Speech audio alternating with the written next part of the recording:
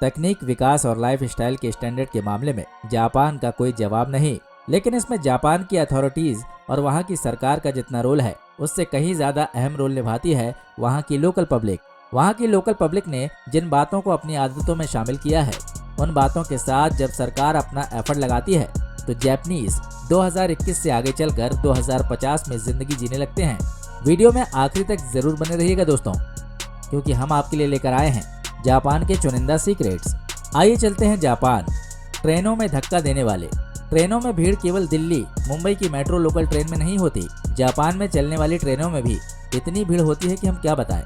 आपको सिर्फ दिखा सकते हैं, लेकिन फिर भी यहाँ गेट से लटक कर कोई यात्रा नहीं कर सकता, क्योंकि ट्रेन के चलने से पहले गेट पर आ जाते हैं ट्रेन पुशर्स, जो यात्रियों को डिब्बे के भीतर धक्का देते हैं और इतने अंदर धक्का दे देते हैं कि ट्रेन का गेट बंद हो जाता है। और यात्रियों को धक्का देने वाले ये लोग अथॉरिटीज की तरफ से बाकायदा सैलरीड एम्प्लॉयड होते हैं।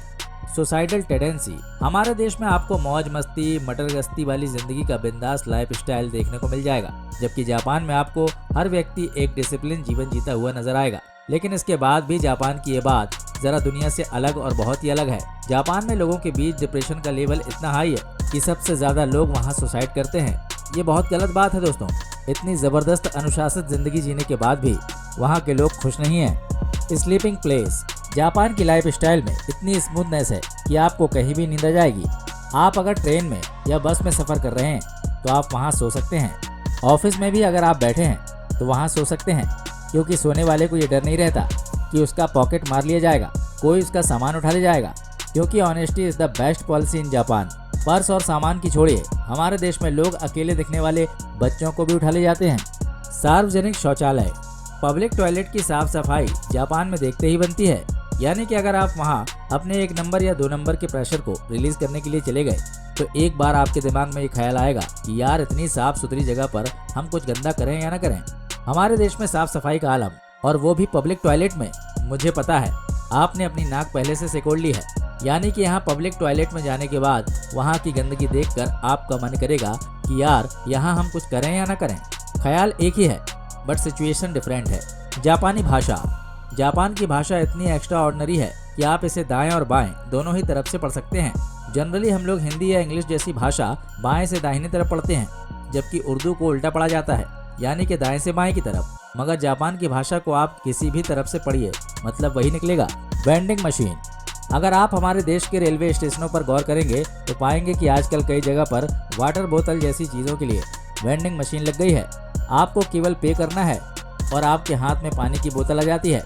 लेकिन जापान में आदमी की ज़रूरत की लगभग सभी चीज़ें वेंडिंग मशीन के जरिए उपलब्ध हैं। और आपको बता दें कि जापान में वेंडिंग मशीन उसी तरह जगह जगह मौजूद है जैसे हमारे यहाँ आपको हर जगह किराने की दुकान मिल जाएगी। इन वेंडिंग मशीन में जाकर आपको केवल अपने पसंद का प्रोडक्ट चूज करना होता है, उसके बाद उसके अकॉर्डिंग पे करना होता है, और उसके बाद आपका पसंदीदा प्रोडक्ट आपके पास होता है। जापान में खाने पीने के फूड आइटम्स के अलावा आपको ग्रोसरी, क्लॉथ जैसी बहुत सारी चीज़ें आपको वेंडिंग मशीन के जरिए ही मिल जाती हैं। Traffic rules. जापान के लोग ट्रैफिक रूल्स के मामले में बड़े स्ट्रिक्ट होते हैं। वो ट्रैफिक के नियमों का बिल्कुल भी वायलेशन नहीं करते।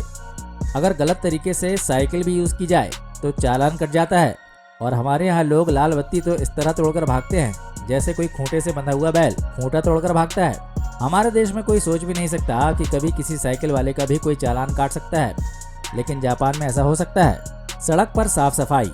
सड़कों के साफ सुथरा होने के मामले में जापान में एक अलग ही स्टैंडर्ड को फॉलो किया जाता है। सड़कों पर आ जाने वाले बहुत बारीक कचरे, जिन्हें टाउन्स कहते हैं, उन्हें भी सफाई कर्मचारी बीनकर अलग कर देते हैं। अगर इसके कंपैरिजन में हम अपनी सड़कों को देखें तो कंडीशन बिल्कुल उल्टी है। सफाई कर्मचारी चाहे कितनी भी कोशिश कर ले, लेकिन लोग कचरा फैलाने से बाज नहीं आएंगे। गुटखा खाने वाले सड़क को अपने पिताजी की जागीर समझकर उस पर गुटखा थूक देते हैं। ऐसे ही न जाने कितने जख्म हमारे सड़कों के सीने पर रोज दिए जाते हैं। स्कूलों की सफाई बच्चों से। साफ सफाई के मामले में जापान के लोग बहुत आगे हैं और वो साफ सफाई की आदत अपने बच्चों को बचपन से ही डालते हैं। इसकी शुरुआत होती है बच्चों के द्वारा की जाने वाली स्कूल की सफाई से। जी हाँ, जापान के स्कूलों में कोई सफाई कर्मचारी नहीं होता, बल्कि वहाँ पर साफ सफाई बच्चे और शिक्षक मिलकर करते हैं। इससे बच्चों को ये चीज़ सीखने को मिलती है कि अगर हम अपने स्कूल को खुद ही साफ करेंगे तो उसे खुद ही गंदा करने से पहले 2 बार ज़रूर सोचेंगे। है ना कमाल की बात। और क्या आपको लगता है कि ये चीज़ें आपके देश में भी होनी चाहिए? तो कमेंट बॉक्स में यस ज़रूर लिखिए। मास्क पहनना। वैसे आपने मास्क पहनना कब से शुरू किया? पिछले साल से ही ना, यानी कि 2020 से। लेकिन जापान में ज़्यादातर लोग आपको मास्क पहने हुए नजर आएंगे और ये मास्क एंटी पॉल्यूटेड होते हैं, यानी कि इस मास्क के जरिए पॉल्यूटेड पार्टिकल्स आपकी ब्रीदिंग के जरिए शरीर में नहीं जा पाते। जापान में पहने जाने वाले मास्क की क्वालिटी और उसका डिज़ाइन, लुक इतना क्यूट और अट्रैक्टिव होता है कि लोग उसे पहनना पसंद करते हैं। Q respect. कोई भी फैसिलिटी अगर हर एक तक ईमानदारी से पहुंचानी हो तो उसका एक सही तरीका है, आप क्यू में खड़े होकर अपनी बारी का वेट करें। इस मामले में जापानियों का जवाब नहीं, वो क्यू में खड़े हुए व्यक्तियों का सम्मान करते हैं और कोई भी आगे जाकर फैसिलिटेट होने की कोशिश नहीं करता। ये और बात है कि हमारे देश में लोग यही चाहते हैं कि वो जहाँ से खड़े हों लाइन वहीं से शुरू हो और हर लाइन में उनका नंबर पहला हो। जापान के बारे में अगर आपको हमारा ये वीडियो पसंद आया है तो इसे लाइक कीजिए और अपने दोस्तों के साथ शेयर कीजिए ताकि हमारी पूरी टीम को कुछ मोटिवेशन मिल सके।